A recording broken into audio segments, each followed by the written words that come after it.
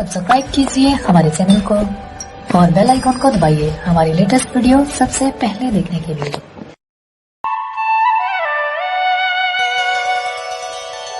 प्रकृते क्रियमाणानि गुणैः कर्माणि सर्वशः अहंकार विमूढ़ात्मा कर्ताहमिति मन्यते। आरंभ से पूर्ति पर्यंत संपूर्ण कर्म प्रकृति के गुणों द्वारा किए जाते हैं, फिर भी अहंकार से विशेष मूढ़ पुरुष मैं करता हूं ऐसा मान लेता है। ये कैसे माना जाए कि आराधना प्रकृति के गुणों द्वारा होती है? ऐसा किसने देखा?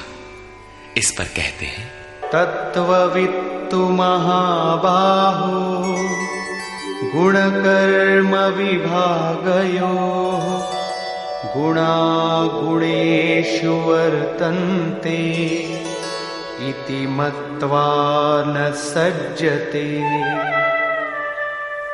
हे महाबाहु, गुण और कर्म के विभाग को तत्वविद परम तत्व परमात्मा की जानकारी वाले महापुरुषों ने देखा और संपूर्ण गुण गुणों में बरत रहे हैं। ऐसा मानकर वे गुण और कर्मों के कर्तापन में आसक्त नहीं होते। यहां तत्व का अर्थ परम तत्व परमात्मा है, न कि 5 या 25 तत्व जैसा कि लोग गणना करते हैं। योगेश्वर श्री कृष्ण के शब्दों में तत्व एकमात्र परमात्मा है, अन्य कोई तत्व है ही नहीं। गुणों को पार करके परम तत्व परमात्मा में स्थित महापुरुष गुण के अनुसार कर्मों का विभाजन देख पाते हैं। तामसी गुण रहेगा तो उसका कार्य होगा आलस्य, निद्रा, प्रमाद, कर्म में प्रवृत्त न होने का स्वभाव। राजसी गुण रहेंगे तो आराधना में पीछे न हटने का स्वभाव, शौर्य, स्वामी भाव से कर्म होगा। और सात्विक गुण कार्यरत होने पर ध्यान, समाधि, अनुभवी उपलब्धि, धारावाहिक चिंतन, सरलता स्वभाव में होगी। गुण परिवर्तनशील है।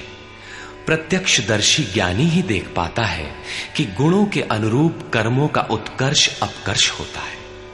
गुण अपना कार्य करा लेते हैं, अर्थात गुण गुणों में बरतते हैं। ऐसा समझकर वो प्रत्यक्ष दृष्टा कर्म में आसक्त नहीं होता। किंतु जिसने गुणों का पार नहीं पाया, जो अभी रास्ते में है, उन्हें तो कर्म में आसक्त रहना है। इसलिए प्रकृतेर्गुण सम्मूढ़ाः सज्जन्ते गुण कर्मसु तान् कृत्स्नविदो मंदान् कृत्स्नविन्न विचालयेत्। प्रकृति के गुणों से मोहित हुए पुरुष गुण और कर्मों में क्रमशः निर्मल गुणों की ओर उन्नति देखकर उनमें आसक्त होते हैं। उन अच्छी प्रकार न समझने वाले मंदान, शिथिल प्रयत्न वालों को अच्छी प्रकार जानने वाला ज्ञानी चलायमान न करे। उन्हें हतोत्साहित न करे, बल्कि प्रोत्साहन दे, क्योंकि कर्म करके ही उन्हें परम नैष्कर्म्य की स्थिति पाना है। अपनी शक्ति और स्थिति का आकलन करके कर्म में प्रवृत्त होने वाले ज्ञान मार्गी साधकों को चाहिए कि कर्म को गुणों की देन माने, अपने को कर्ता मानकर अहंकारी न बन जाए। निर्मल गुणों को प्राप्त होने पर भी उनमें आसक्त न हो। किंतु निष्काम कर्मयोगी को कर्म और गुणों के विश्लेषण में समय देने की कोई आवश्यकता नहीं है। उसे तो बस समर्पण के साथ कर्म करते जाना है। कौन गुण आ जा रहा है, ये देखना इष्ट की जिम्मेदारी हो जाती है। गुणों का परिवर्तन और क्रम क्रम से उत्थान वो इष्ट की ही देन मानता है और कर्म होने को भी उन्हीं की देन मानता है। अतः कर्तापन का अहंकार या गुणों में आसक्ति होने की समस्या उसके लिए नहीं रहती, जबकि अनवरत लगा रहता है। इसी पर और साथ ही युद्ध का स्वरूप बताते हुए श्री कृष्ण कहते हैं, मयि सर्वाणि कर्माणि सन्न्यस्याध्यात्मचेतसा निराशीर्निर्ममो भूत्वा युध्यस्व विगतज्वरः। इसलिए अर्जुन, तू अध्यात्म चेतसा अंतरात्मा में चित्त का निरोध करके ध्यानस्थ होकर संपूर्ण कर्मों का मुझ में अर्पण करके आशा रहित, ममता रहित और संताप रहित होकर युद्ध कर। जब चित्त ध्यान में स्थित है, लेश मात्र भी कहीं आशा नहीं, कर्म में ममत्व नहीं है, असफलता का संताप नहीं है, तो वो पुरुष कौन सा युद्ध करेगा? जब सब ओर से चित्त सिमट कर हृदय देश में निरुद्ध होता जा रहा है, तो वो लड़ेगा किस लिए, किससे, और वहां है कौन? वास्तव में जब आप ध्यान में प्रवेश करेंगे, तभी युद्ध का सही स्वरूप खड़ा होता है। तो काम, क्रोध, राग, द्वेष, आशा, तृष्णा इत्यादि विकारों का समूह, विजातीय प्रवृत्तियां जो कुरु कहलाती हैं, संसार में प्रवृत्ति देती ही रहती है, बाधा के रूप में भयंकर आक्रमण करती हैं। बस इनका पार पाना ही युद्ध है। इनको मिटाते हुए अंतरात्मा में सिमटते जाना, ध्यानस्थ होते जाना ही यथार्थ युद्ध है। इसी पर पुनः बल देते हैं। ये मे मतमिदं नित्यम् अनुतिष्ठन्ति मानवाः श्रद्धावन्तो न सूयन्तो मुच्यन्ते तेऽपि कर्मभिः। अर्जुन, जो कोई मनुष्य दोष दृष्टि से रहित होकर श्रद्धा भाव समर्पण से संयुक्त हुआ, सदा मेरे इस मत के अनुसार बरतते हैं कि युद्ध कर, वे पुरुष भी संपूर्ण कर्मों से छूट जाते हैं। योगेश्वर का यह आश्वासन किसी हिंदू, मुसलमान या ईसाई के लिए नहीं, अपितु मानव मात्र के लिए है। उनका मत है कि युद्ध कर। इससे ऐसा प्रतीत होता है कि यह उपदेश युद्ध वालों के लिए था। अर्जुन के समक्ष तो सौभाग्य से विश्व युद्ध की संरचना थी। आपके सामने तो कोई युद्ध नहीं है। आप गीता के पीछे क्यों पड़े हैं? क्योंकि कर्मों से छूटने का उपाय तो युद्ध करने वालों के लिए है, किंतु ऐसा कुछ नहीं है। वस्तुतः ये अंतर्देश की लड़ाई है। क्षेत्र और क्षेत्रज्ञ का, विद्या और अविद्या का, धर्म क्षेत्र और कुरुक्षेत्र का संघर्ष है। आप ज्यों-ज्यों ध्यान में चित्त का निरोध करेंगे, विजातीय प्रवृत्ति बाधा के रूप में प्रत्यक्ष होती है, भयंकर आक्रमण करती है। उसका शमन करते हुए चित्त का निरोध करते जाना ही युद्ध है। जो दोष दृष्टि से रहित होकर श्रद्धा के साथ इस युद्ध में लगता है, वो कर्मों के बंधन से, आवागमन से भली प्रकार छुटकारा पा जाता है। जो इस युद्ध में प्रवृत्त नहीं होता, उसकी क्या गति होती है? इस पर कहते हैं,